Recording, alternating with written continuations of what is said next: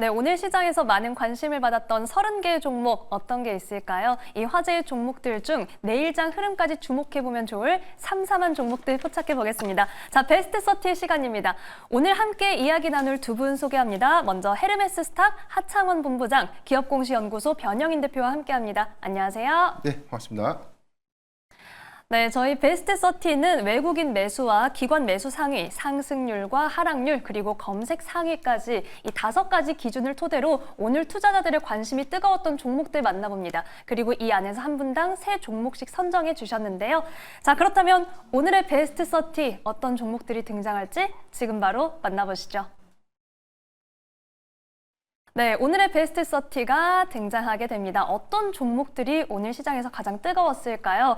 자, 지금 보시면 오늘 베스트 30 저는 좀 흥미로웠습니다. 우선 수급에서 어제와 좀 유사한 흐름 보이면서 겹치는 종목이 많았는데요. 어제도 기관과 외인이 집중했던 두산 에너빌리티, 한국전력, 그리고 대표 금융주들이죠. 하나금융지주, 우리금융지주, 미래에셋증권도 등장을 했습니다. 또 한 번 기관 외인 순매수 상위로 이름을 올렸고요. 반면 어제까지 급등세 이어간 한강작가 테마주 오늘 급락했고, 오늘 상승률 강한 쪽은 대체로 제약바이오 쪽이었습니다. 자, 이렇게 오늘 베스트 30를 통해서 투자자들의 관심이 어디에 가장 쏠렸는지를 좀 확인을 해봤는데요. 그렇다면 두 분의 베스트 30, 삼삼한 종목들 만나보겠습니다. 자, 먼저 하창원 본부장님의 첫 번째 종목 만나보겠습니다. 자, 하창원 본부장님의 첫 번째 종목, 오늘 어떤 종목 저희가 눈여겨보면 좋을까요? 네, 저는 하나금융지주를 골랐습니다. 네. 일단 금융주들이 다시 최근에 좀 핫해지고 있는 부분들이 있고요. 또 이제 날씨가 선선해지니까 또 배당 매력도가 또 높아지는 시즌이 돌아왔죠. 그러다 보니까 하나금융지주를 좀 일단 지켜보시면 좋을 것 같고, 최근에 이제 증권사 리포트 그리고 산업 보고서를 보시더라도 상당히 좀 좋은 내용들이 나오고 있습니다. 특히나 그쪽에서도 이제 좀 KB금융과 더불어서 좀 토픽으로 많이 선정이 되고 있고요. 선정이 되는 요인은 일단 순이익 부분이 가장 상위에 올라와 있는 종목군들이기도 하고요. 또 이제 주주 환원율에 대한 기대감들이 상당히 좀 높아지고 있는데, 네. KB금융 같은 경우 50%까지도 환원율이 좀 확대가 된다라고 하고 있고, 이 하나금융지주가 지금 이제 연초에 잡혀져 있는 대로만 진행을 하더라도 총 환원율이 37%인데, 이 종목 역시도 환원율이 조금 더 확대가 되지 않겠는가라는 전망이 좀 높아지고 있는 상황입니다.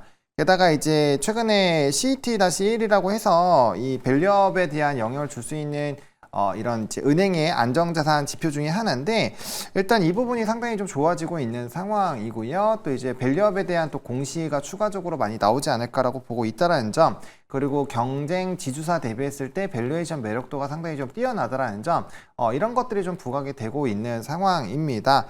그리고 이제 1분기 때 한 3천억 원 정도 규모의 자사주 매입 소각을 했는데, 여기 4분기에도 이제 이런 배당 금액이라든지 이런 부분을 본다라고 한다면 추가적인 매입과 소각이 좀 가능하지 않을까라는 전망들이 나오고 있거든요. 그래서 KB금융과 좀 쌍두마차에 대한 흐름으로 좀 기대를 해보셔도 좋을 것 같고, 이미 특정 종목은 직전 고점을 뚫고 올라갔는데 이 종목은 아직까지는 박스권 안에 좀 맴돌고 있는 상황입니다. 그래서 한번 같이 그 기류에 따라서 박스권 상당한 매매가 가능하다라고 보고 있어서 그런 부분들을 좀 집중해서 보시면 좋을 것 같습니다. 네, 베스트 30 하창원 본부장님 오늘 첫 번째 종목으로 하나금융지주였습니다. 기관이 3거래일 연속해서 매수하고 있다는 점도 함께 체크해 보시기 바랍니다. 자, 그렇다면 변영인 대표님의 첫 번째 종목 어떤 종목일까요? 네, 저는 소형주에서 골라봤는데요. 하이퍼 코퍼레이션을 준비를 해봤습니다. 네. 사명이 좀 생소한데, 이 과거 사명은 좀 메디프론이라는 회사였고, 주력 사업의 경우에는 로지텍의 주요 제품을 이제 국내에서 유통하는 총판업을 좀 하고 있습니다. IT 제품을 이제 국내 좀 이커머스를 통해서 공급을 하고 있다라고 좀 보시면 되겠고요. 전체적인 OPM, 영업이익률은 한 5%대로 좀 추정되고 있는데, 수익 지표가 비교적 좀 안정적인 기반을 좀 유지하고 있다는 이점들이 좀 있고, 과거 이 사업 부분에 대한 흐름들을 보면 현재는 뭐 IT 유통 부분이 주력 사업으로 좀 진행을 하고 있지만, 바이오 헬스케어 부분, 과거 이제 메디프론에서 영위했던 알츠하이머성 뭐 치매 치료제라든가 여기 관련된 마약성 진통제 관련된 어떤 파이프라인을 좀 보유하고 있기 때문에 해당돼서 최근에 어떤 두 건의 어떤 이슈가 좀 부각이 된 바 있었습니다. 첫 번째가 퀀타메트릭스와의 이 알치 플러스라는 이 알츠하이머성 뭐 조기 진단 보조제인데, 이 부분이 최근에 이 평가유예 신의료 기술로 좀 부각이 됐습니다. 이 내용이 뭐냐면 조기 도입이 필요한 기술을 의료 현장에서 빠르게 좀 사용할 수 있도록 좀 해당되는 어떤 이 절차를 좀 생략하거나 좀 유예해주는 제도이기 때문에 의료 현장에서 향후 한 2년간은 해당되는 알츠하이머성 치매에 관련된 어떤 보조 진단을 선행할 수 있고 여기에 관련된 어떤 발생되는 로열티 기대 수입들이 아마 올해 4분기 이후 내년에 뭐 상반기부터 일부 어떤 수익원으로 좀 더 유입되는 어떤 흐름들 좀 주목해볼 필요가 있지 않나 좀 보십니다. 이 이외에 최근에 신경병증 통증 치료제 파이프라민명의 MDR652인데 이 부분에 관련돼서는 지난 3월에 안전성 그다음에 뭐 내약성의 관점에서 어떤 성과 좀 입증했던 그런 흐름들이 좀 있었기 때문에 이런 기대 요인들이 일시적으로 주가에 뭐 크게 좀 반영된 흐름들은 좀 없었지만 지금 오늘 한 5%대 좀 상승한 이후에 점진적으로 좀 수급이 좀 반영되고 있는 측면들. 확장성 관점에서는 제약사 10곳과 기술 이전에 관련된 협의가 진행되고 있다는 측면들을 좀 고려해 보면 임상 2상 단계에 관련된 조기 도입 여기에 관련돼서는 뭐 신경병성 통증이라는 이 관점에서는 우리가 흔히 이야기하는 단순한 뭐 비마약성 진통제에 관련된 어떤 개념과는 좀 다르게 뭐 대상포진으로 인해서 발생되시는 통증이라든가 당뇨병성 뭐 통증, 뭐 수술이나 항암 치료 이후에 발생되는 그러니까 신경적인 어떤 통증에서 가장 좀 환자가 좀 느끼는 고통 구간이 좀 가장 높은 어떤 통증 부분에 대해서 이 부분을 좀 타깃으로 했다는 것은 굉장히 의미가 크지 않나라고 좀 보고 있습니다. 네, 대상포진이나 당뇨로 힘들어하시는 분들이 계속 많아지는 추세잖아요. 또 하이퍼 코퍼레이션 만나봤습니다. 지난 3월에 메디프론에서 사명을 변경했고요. 오늘 외인이 강하게 유입하면서 베스트 30에 이름을 올렸습니다.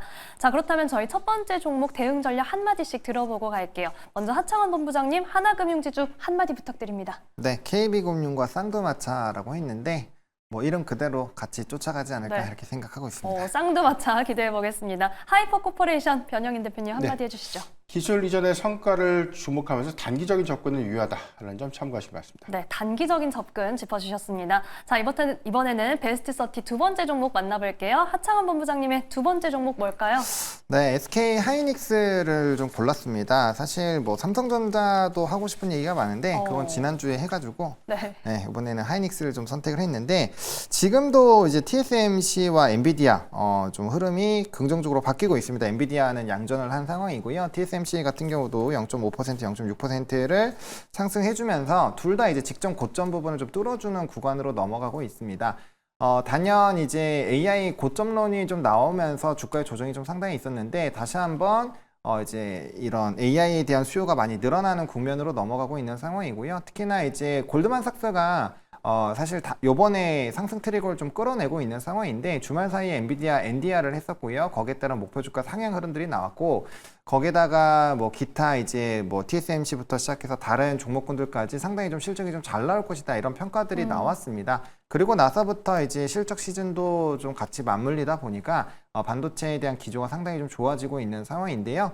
일단은 삼성전자가 잠정 실적이 나온 상황에서 단연 이제 HBM 필두로 움직이고 있는 하이닉스 쪽으로 수급적인 부분들 그리고 진짜 시장의 관심도가 높아질 수 있다고 보시면 될 것 같고 아마 실적도 잘 나올 확률이 상당히 좀 높지 않을까 싶습니다. 게다가 목요일날 이제 미국 시장 장전에 TSMC 실적 발표가 있는데 뭐 월간 데이터가 이미 오픈이 되어 있기 때문에 실적은 상당히 좋을 수밖에 없는 상황이고요. 이제 가이던스나 이런 부분들이 어떻게 나오는지가 상당히 좀 중요하겠죠. 지난 분기 실적 때와 마찬가지로 캐펙스 투자에 대한 흐름들이 나오게 된다고 한다면 뭐 하이닉스에 대한 상승 기조들은 또 추가적으로 나올 수 있을 것 같고요. 또 SSD 관련된 부분에서 또 금일 좋은 내용들이 있었기 때문에 뭐 이렇게 HBM 필두 그리고 반도체에 대한 턴어라운드 또 이제 미국장에서 다우랑 S&P는 그 직전 고점을 뚫고 이제 사상 최고치를 계속적으로 뚫어 나가고 있는데 나스닥만 아직까지 직전 고점을 뚫지 못했거든요. 그래서 아마 따라가는 흐름들이 나올 거고 M7 중심으로 또 움직임이 나오게 된다라고 한다면 뭐 이제 우리나라도 기술주들이 좀 움직일 거고 최근에 뭐 이스페타시스라든지 좀 핫하게 움직이고 있습니다. 이거를 동안에 그런 것들만 보더라도 뭐 AI 가속기와 연관이 되어 있다거나 HBM 쪽으로 필두로 움직임이 나올 수 있고 뭐 대형주 단에서는 지금 하이닉스가 매력도는 훨씬 더 높을 수밖에 없는 상황이기 때문에 그러한 관점에서 봤을 때 하이닉스에 대한 이런 프리미엄 계속적으로 좀 진행이 되지 않을까 정리드리겠습니다. 네, 오늘 하창원 본부장님 두 번째 종목 SK 하이닉스였습니다. 사실 수급만 보면 삼성전자랑 너무 달라서 네. 좀 깜짝 놀랄 정도입니다. 지금 9월부터 삼성전자 줄곧 외인이 매도하는데 SK 하이닉스 4거래 연속해서 매수하고 있고 오늘도 외인 매수 상위로 베스트 30에 이름을 올렸습니다. 자, 이번에는 변영인 대표님의 두 번째 종목 만나볼게요. 어떤 종목일까요? 네, 한국가스공사를 좀 준비했는데요. 우리가 장 끝나고 난 이후에 이 보도가 좀 나왔죠. 10월 초에 예정됐었던 이 대한고래 프로젝트의 해외 투자 주관사가 S&P 글로벌로 좀 최종 선정이 좀 됐는데 글로벌 1위의 신용평가사로 선정이 됨에 따라서 향후에 이 해외 투자 유치가 좀 더 본격화됐다는 기대 요인들을 좀 주목해볼 필요가 있지 않나를 좀 보고 있습니다. 향후에 오일 메이저 등의 투자들이 좀 더 활발하게 좀 이루어진다면 일단 1차 시추 부분에서는 국내 자금을 통해서 하게 되지만 2차 시추 부분부터는 해외 투자자 유입으로 인해서 해당되는 어떤 프로젝트를 좀 구성한다는 좀 차이가 있기 때문에 일단 뭐 주관사 선정은 단순한 어떤 선정의 의미를 좀 넘어서 본격화된 사업을 좀 의미한다는 관점에서는 굉장히 좀 유의미하지 않나라 좀 보고 있습니다. 지난번에 전략회의에서는 뭐 12월 1차 시추의 부분에서는 해당되는 어떤 부분들을 뭐 한국가스공사를 좀 필두로 해서 좀 진행을 하게 되는데 일단 이런 일정들이 조금 더 구체화되면 단기적 일정과 이후에 반복될 수 있는 어떤 추가적인 어떤 이슈들을 좀 더 주목해 볼 필요가 있고요.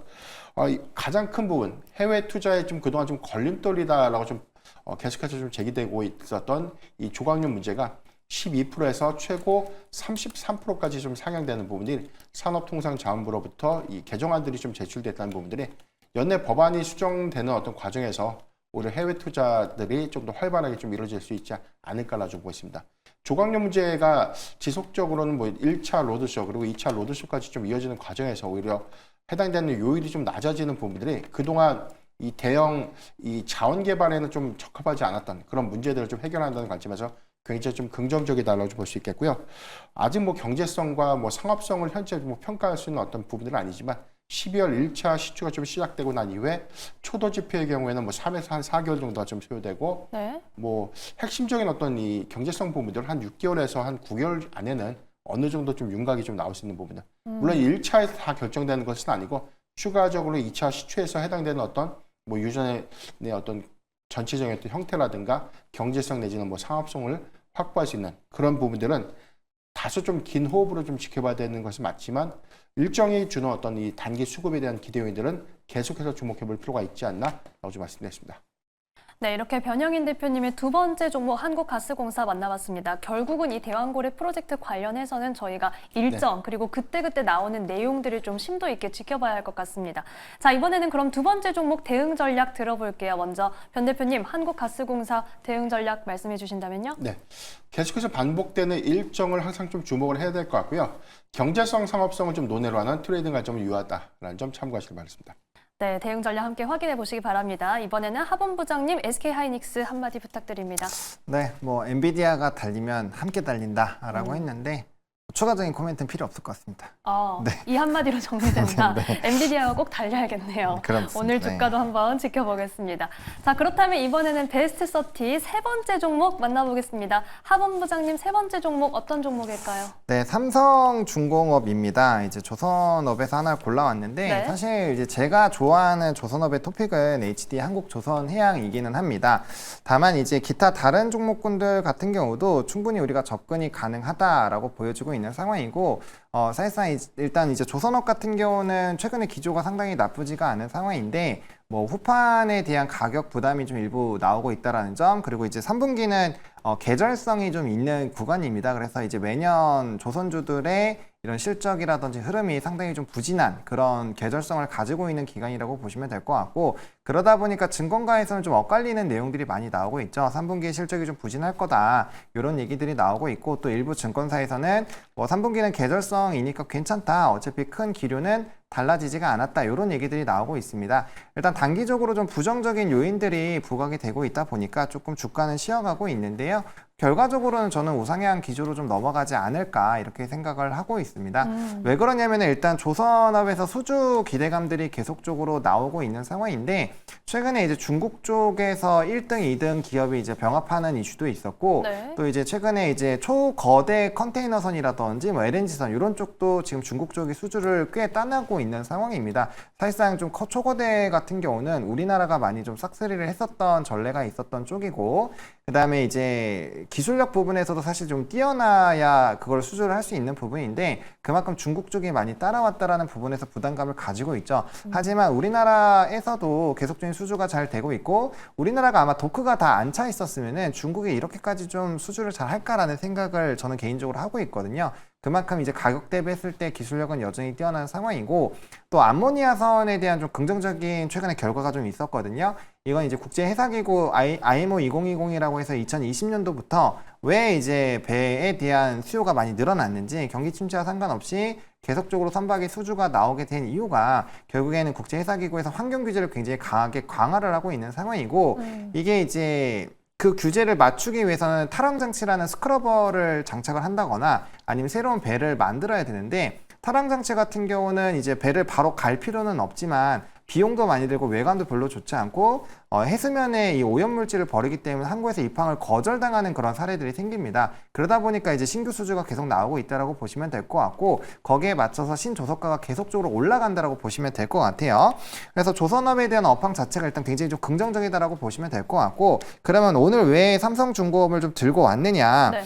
3분기에는 단기적으로 이제 파업 이슈들이 있었던 건 다들 알고 계실 겁니다. 그래서 거기에 따른 일회성 비용이 나올 텐데 그게 반영이 되더라도 이제 3분기 컨센서스에 충분히 좀 충족하는 실적이 나오지 않겠는가라는 얘기가 나오고 있고요. 현재까지 삼성중공업은 뭐 HD 그룹은 벌써 2배 정도 수주 잔고를 채워놓은 상황인데 삼성중공업 같은 경우 57%밖에 아직 채우지 못했습니다. 근데 그럼에도 불구하고 네. 하반기 남은 기간 동안에 이제 대규모 수주 흐름들이 나올 수가 있는데 일단은 LNGC 물량이 한 18억 불 규모가 남아있는 상황이고요. 그래서 충분히 수주가 가능할 것으로 기대가 되고 있고 또 4분기에 모잠비크 관련된 좀 이슈가 또 있습니다. 요게 또 진행이 되면은 25억 불이라서 토탈적으로 43억 불을 진행을 하게 되면 올해 수주 목표치를 충분히 좀 달성할 수 있지 않을까라는 기대감들이 높아지고 있는 상황이고 또 이제 ZLNG선이라서 거대한 이 LNG선 같은 건조도 3분기부터 이제 건조를 시작을 할 거기 때문에 4분기부터는 좀 반영이 되지 않을까